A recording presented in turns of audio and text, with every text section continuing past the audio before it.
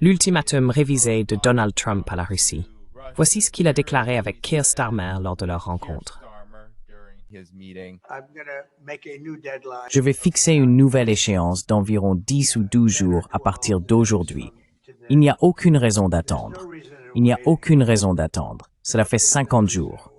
Je veux être généreux, mais nous ne voyons tout simplement aucun progrès.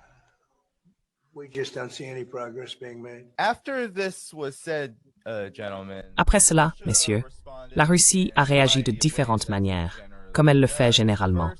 Tout d'abord, nous avons assisté à une frappe massive soutenue, bien sûr, par le président russe Vladimir Poutine.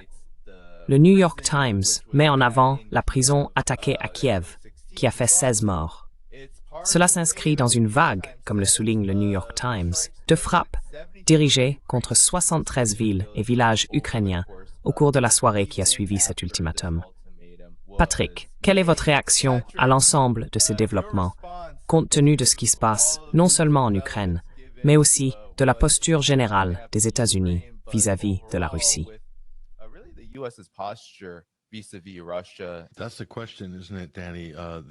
C'est bien la question, n'est-ce pas, Danny? La posture des États-Unis vis-à-vis de la Russie. Quelle posture? C'est la question. Je ne vois aucune posture à proprement parler. Je vois beaucoup de volte-face, je vois beaucoup de revirements, je vois beaucoup de confusion, et je vois beaucoup, franchement, de désespoir du côté de l'Ukraine elle-même, bien sûr, mais aussi de l'administration Trump. Prendre ce genre de déclaration ambiguë sur les délais et ainsi de suite, à un moment donné, ça fait perdre toute crédibilité. Et je pense que c'est là le problème. Je ne pense pas, voyez-vous, le problème, c'est que Donald Trump, il n'y a pas de victoire. Il n'y a pas de victoire politique pour Trump, mais il y a une victoire. Il y a une victoire pour certaines personnes, comme certains intérêts particuliers. La victoire est, à mon avis, Stella Putnam-Arlington Mini.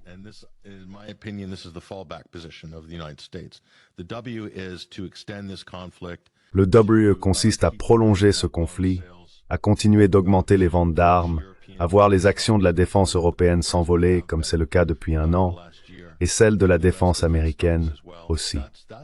Voilà le W. On ne peut pas dire cela d'un point de vue politique. C'est un peu inavouable pour n'importe quel politicien, même Trump, de le dire trop fort, mais c'est bien ça, le W.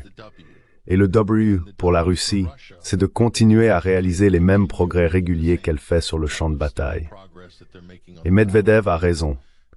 D'une manière ou d'une autre, la Russie va assurer la sécurité de ses intérêts nationaux. Elle va défendre ses intérêts d'une façon ou d'une autre. Et il ne semble pas que les États-Unis, l'Ukraine ou l'OTAN puissent les en empêcher. Voilà où nous en sommes.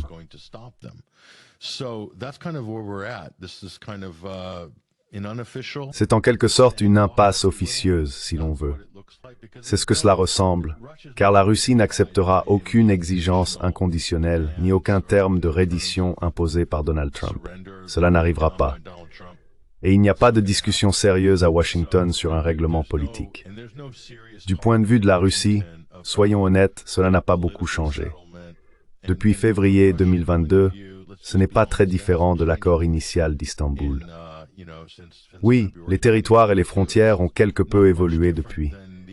L'Ukraine a perdu davantage de territoires concrets, et elle en perdra probablement encore plus si cela continue.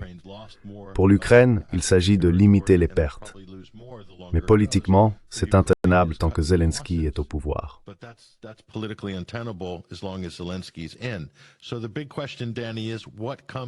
Alors, la grande question, Danny, c'est ce qui va se passer après 50 jours, ou 10 ou 12 jours. Est-ce qu'il va y avoir une nouvelle attaque surprise?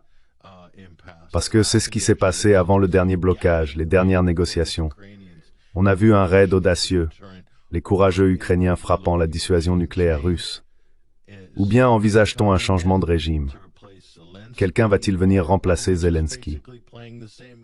Ou est-ce qu'on continue simplement à jouer le même jeu qu'on joue depuis si longtemps, cette façade de négociation? Pendant ce temps, comme je l'ai dit au début, les intérêts en jeu ont déjà leur stratégie en place. Et c'est ça le vrai jeu en coulisses. La Russie a sa stratégie, l'Occident a aussi son jeu financier. Et le reste, c'est du théâtre politique pour nous. Voilà la question. Que va-t-il se passer après 10 ou 12 jours?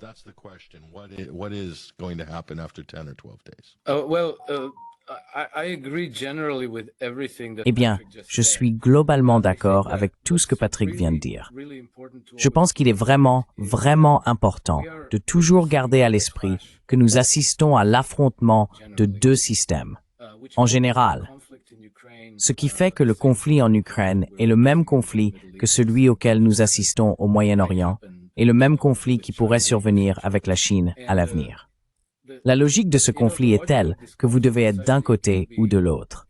Les deux camps, les deux systèmes de gouvernance, sont le système de gouvernance occidental, oligarchique, néocolonialiste et impérialiste, contre à peu près le reste du monde.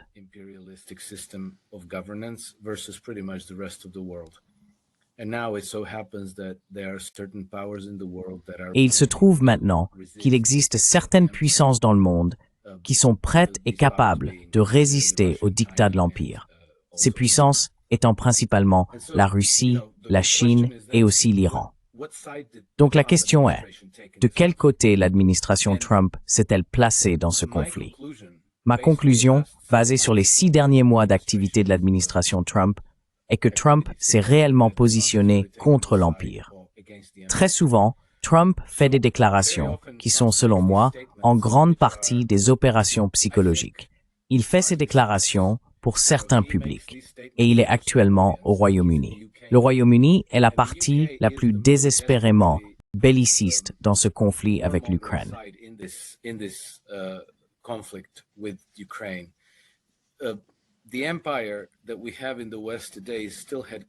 L'empire que nous avons aujourd'hui en Occident a toujours son siège dans la City de Londres. C'est encore son centre stratégique et spirituel, et c'est toujours le principal quartier général. Les États-Unis ont principalement servi de force financière et militaire pour l'Empire. Je pense que Trump a constamment essayé de sortir les États-Unis de ce rôle impérial. Mais c'est une tâche très compliquée. Car les groupes et intérêts qui ont le plus profité du fait que les États-Unis soient le bras armé de l'Empire sont aussi les groupes les plus puissants aux États-Unis, le cartel bancaire, le complexe militaro-industriel et certains autres groupes.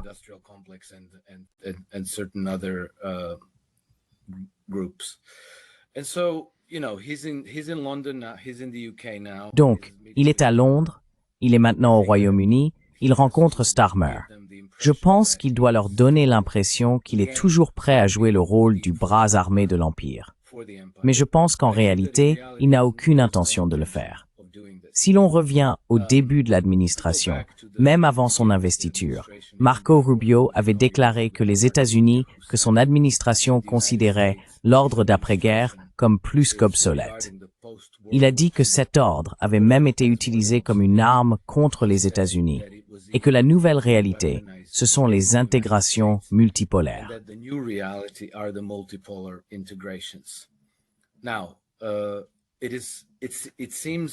Il semble désormais assez clair que l'administration Trump a choisi la voie des intégrations multipolaires. Là où j'ai des doutes, c'est que Trump étant Trump, n'acceptera pas de rejoindre le groupe comme un membre parmi d'autres. C'est-à-dire dire, d'accord, maintenant nous allons nous entendre avec la Russie, la Chine, l'Inde, l'Iran, et ainsi de suite. Il me semble qu'il va essayer de détourner le projet et de se l'approprier, de faire dérailler le mouvement des BRICS et de manigancer sa propre version du multipolarisme.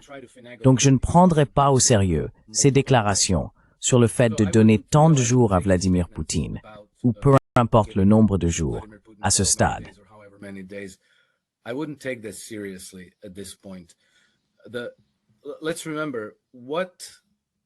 Rappelons-nous que la seule façon pour lui de changer de cap dans la guerre en Ukraine, et même cela ne serait pas suffisant, serait que les États-Unis interviennent réellement et disent « D'accord, nous allons offrir une véritable garantie de sécurité inébranlable au gouvernement de Kiev. » Trump ne fera pas cela. Tout le reste n'est donc que posture marginale, positionnement, opération psychologique, tromperie. Je pense qu'il nous faudra du temps pour connaître ses véritables intentions.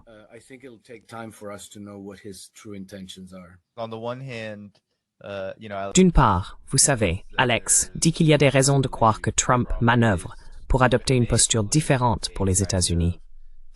Les résultats, semble-t-il, de ce conflit semblent aller dans la même direction que sous l'administration Biden. Quelle est donc votre évaluation de cela et votre réponse à Alex?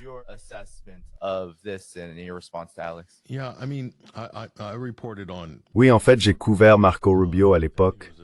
Je crois que c'était lors d'une interview qu'il avait donnée à Megyn Kelly, où il avait évoqué le monde multipolaire. Et je pense que c'était tout au début de l'administration, dans les tout premiers jours. Et c'est la dernière fois que j'ai entendu quelqu'un de l'administration dire une telle chose. Donc même si c'est consigné, et que beaucoup d'entre nous l'ont rapporté à l'époque, et j'étais évidemment très heureux de l'entendre, tout ce qui s'est passé depuis n'a été qu'une rhétorique unipolaire venant de l'administration. Et vous savez, je ne suis pas au courant de leur plan en coulisses, mais l'image à l'échelle mondiale est que les États-Unis agissent plus que jamais comme un acteur unipolaire. Parce que les administrations précédentes, même les néoconservateurs dans une certaine mesure, agissaient encore dans le cadre du système international. Et le système international est composé d'un ensemble de règles.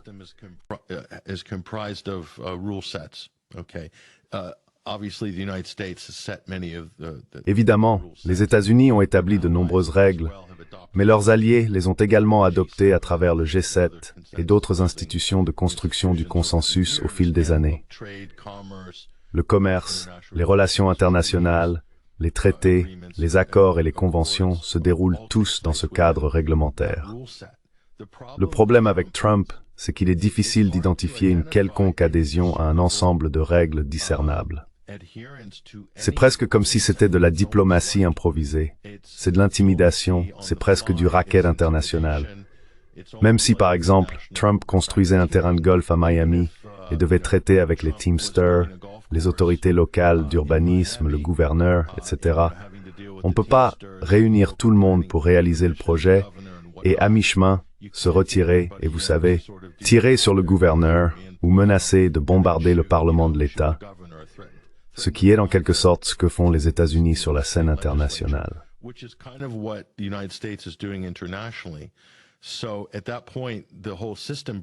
À ce moment-là, tout le système s'effondre. Il n'y a plus d'accord possible si l'on ne peut pas s'attacher à des règles ou à des modalités d'engagement convenues, comme c'est le cas dans le monde des affaires ou dans nos pays avec les lois. Bien sûr, les États-Unis bafouent cela dans une large mesure. Le droit international est une façade, et les normes internationales aussi. Mais il faut quand même ces éléments pour faire semblant, ou du moins donner l'impression qu'il existe un certain ordre. Alors les gens peuvent collaborer pour faire avancer les choses, stopper des situations problématiques, faire une pause ou reconstruire.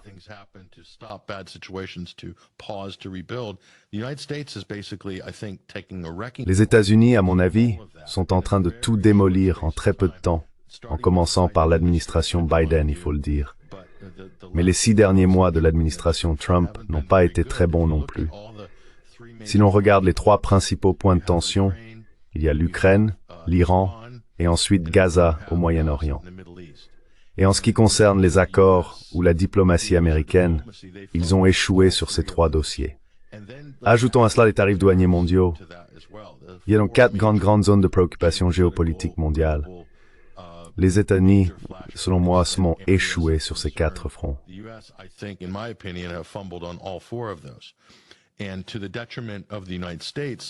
Et au détriment des États-Unis, je pense sur le plan économique, à cause des guerres tarifaires. Mais maintenant, ils utilisent les tarifs d'une manière pour laquelle ils n'ont jamais été conçus, c'est-à-dire comme sanction, une autre forme de sanction. Et le point ultime ici, c'est celui-ci. Après 10 ou 12 jours, je crois qu'ils menacent d'imposer des tarifs de 100% contre quiconque, comme forme de sanction secondaire, s'ils osent commercer avec la Russie. Cela n'arrivera pas. Cela n'arrivera pas simplement parce que c'est ce président qui a été élu. D'accord. Beaucoup d'entre nous ont voté pour cet homme parce qu'il avait promis de mettre fin à la guerre en Ukraine en 24 heures.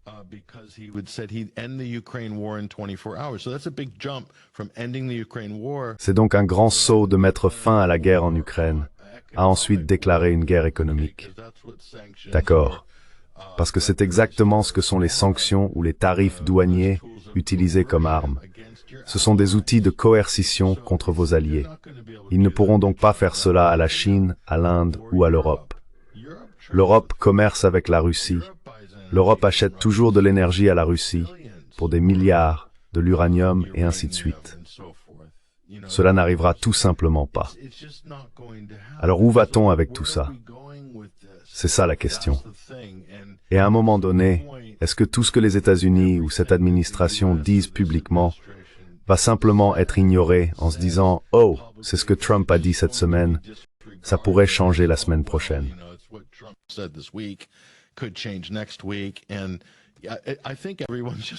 Et je pense que tout le monde va simplement suivre le mouvement, faire son travail et en gros lui dire ce qu'il veut entendre, hocher la tête, d'accord, et puis vous savez, croiser les doigts et espérer que ça se passe bien. Mais vous savez, je ne pense pas que tout cela va vraiment tenir. Cela inclut les accords commerciaux, cela inclut les accords économiques. Regardez ce voyage au Moyen-Orient avec l'Arabie Saoudite et le Qatar. Des milliers de milliards de dollars d'investissement direct aux États-Unis. Cela n'arrivera pas. Mais il a obtenu une énorme victoire sur le plan de la communication. Fox était aux anges à ce sujet. Et c'est pareil avec von der Leyen cette semaine. Des déclarations similaires ensuite sur les IDE en provenance d'Europe vers les États-Unis.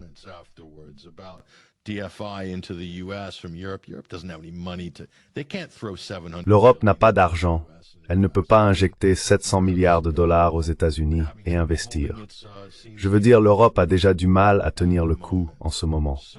Donc pour financer le réarmement de l'Europe, ils doivent recourir à des déficits budgétaires et à des mesures d'austérité pour se préparer à la Troisième Guerre mondiale. Ils ne peuvent pas soutenir l'économie américaine. De quoi parle Trump? Voilà la question. Quelle part de tout cela n'est qu'un discours de relations publiques destiné à passer d'une situation à l'autre? Et quelle part repose réellement sur quelque chose de concret? Quels sont les changements de politique? Qu'est-ce qui va vraiment changer au-delà de la rhétorique? C'est la grande question.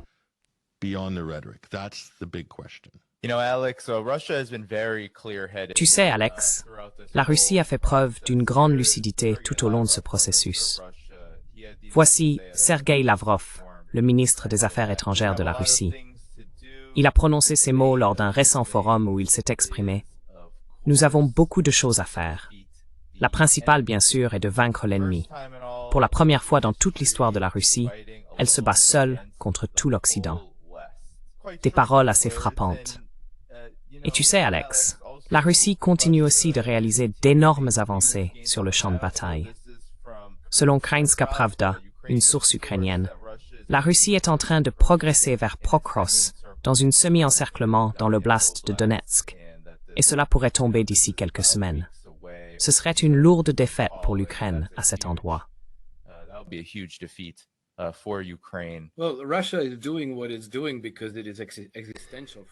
Eh bien, la Russie agit comme elle le fait parce que c'est une question existentielle pour elle. Les puissances occidentales, et quand je dis puissance occidentale, j'entends la France, la Pologne, la Lituanie, la Suède, l'Allemagne et l'Ukraine. Le véritable pouvoir, ce sont les établissements bancaires qui finissent par financer toutes ces guerres.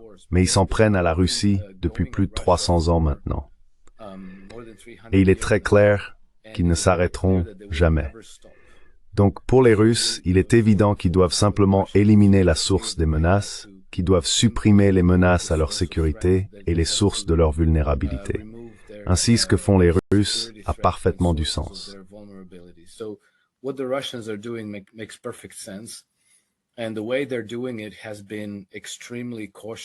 Et la manière dont ils procèdent a été extrêmement prudente et responsable. À chaque étape, ils ont donné une chance à la paix. 4 jours après le début de l'opération militaire spéciale, ils ont déjà entamé des négociations. Je pense donc que l'histoire jugera la Russie favorablement dans la mesure où les actions de la Russie peuvent être expliquées et ont du sens. Les actions occidentales sont très différentes.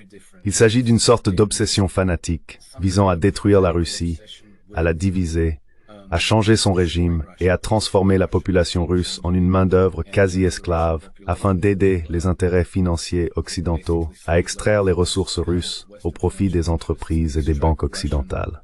Resources for the benefit of Western corporations and banks.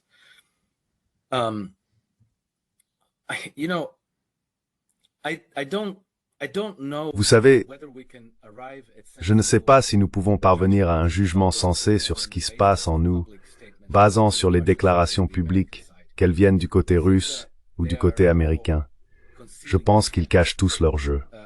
Vous savez, Trump, non seulement pendant ces 6 mois de son mandat actuel, mais pratiquement depuis ses débuts en politique, a été cohérent dans sa volonté de sortir les États-Unis de leur rôle impérial et de les ramener à leur tradition républicaine.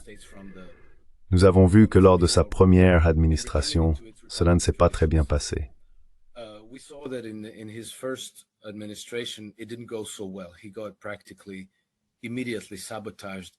Il a été pratiquement saboté immédiatement et il a été écrasé par le grand scandale du Russiagate.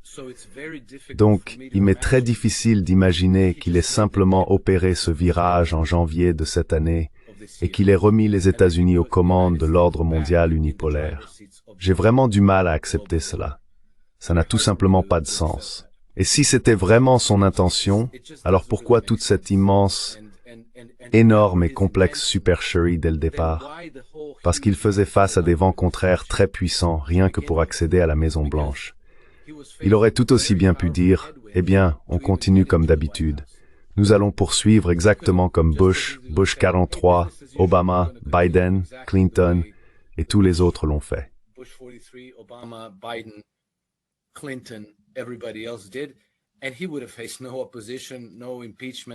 Et il n'aurait rencontré aucune opposition, aucune procédure de destitution, rien de tout cela. Et puis vous savez, cette nouvelle camaraderie avec Keir Starmer, je n'y crois pas une seconde non plus. Parce que, vous savez, revenons au scandale du Russiagate. Toute cette affaire a été montée de toutes pièces par les services de renseignement britanniques. Et je sais de sources sûres que Trump comprend parfaitement cela, et il sait que les Britanniques ont tout fait pour empêcher Trump de devenir président. Keir Starmer lui-même a envoyé 100 militants travaillistes dans les dernières phases de l'élection pour essayer de faire basculer les États clés en faveur de Kamala Harris. Le mentor politique de Keir Starmer, Tony Blair, était le mentor politique de Barack Obama.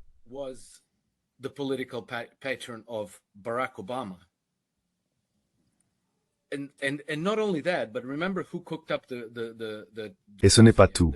Souvenez-vous que celui qui a monté le dossier Russiagate, c'était Christopher Steele, l'ancien de MI6. Christopher Steele a poursuivi Donald Trump en justice à Londres et, en avril de cette année, a obtenu un jugement de 685 000 pounds contre Trump. On n'en parle pas, mais l'idée que Trump soit d'une certaine manière indifférent à tout cela et qu'il traite soudainement le cabinet de Keir Starmer comme des amis, des partenaires et des alliés, je n'arrive pas à concilier cela avec ce que je sais de Trump. Je pense qu'il y a beaucoup de tromperies et d'opérations psychologiques en cours et qu'il nous faudra du temps pour comprendre.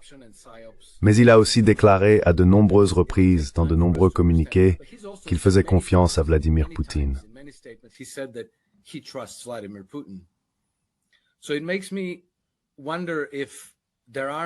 Cela me fait donc me demander s'il n'existe pas des communications et une coopération continue entre la Russie et les États-Unis.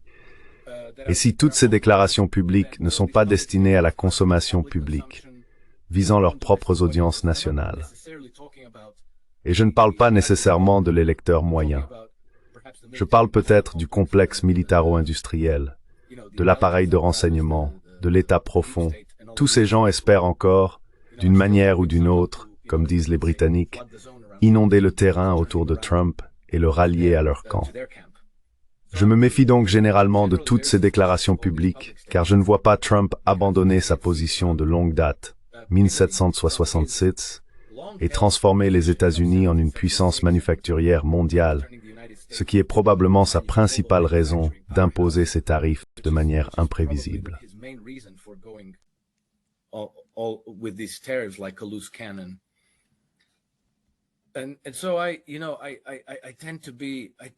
J'ai donc tendance à essayer de relier suffisamment d'éléments sous la surface des apparences pour tenter de comprendre ce qui se passe. Maintenant, s'il est vrai qu'il se prépare à remplacer Zelensky par Zaluzhny, je vais dire ceci, et je prends vraiment un risque, parce que je suis cette histoire depuis que Zaluzhny a disparu pendant 2 semaines en Ukraine. Rappelez-vous, il a simplement disparu.